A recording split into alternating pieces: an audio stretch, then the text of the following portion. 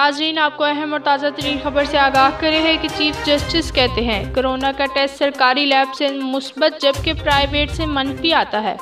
आपको अहम और ताज़ा तरीन खबर से आगाह करे हैं कि सुप्रीम कोर्ट में कोरोना वायरस अज खुद नोटिस केस की समाअत के दौरान चीफ जस्टिस ने रिमार्क्स में कहा कि कोरोना के मुश्तबा मरीज का सरकारी लैब से टेस्ट मुस्बत जबकि प्राइवेट से मनफी आता है।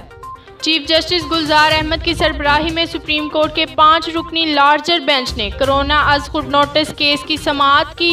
इस मौके पर अटारनी जनरल खालिद जवेद खान और चेयरमैन एनडीएम में अदालत के सामने पेश हुए, जबकि अटारनी जनरल ने कहा कि कोरोना से मुतल्लिक अखराजात पर वजाहत के लिए चेयरमैन एनडीएम में अदालत में मौजूद हैं, जिस पर चीफ जस्टिस ने रिमार्क्स दिए कि हमारी तशवीश अखराजात से मुतल्लिक नहीं है, हमारी तशवीश सर्विसेज के मयार पर है।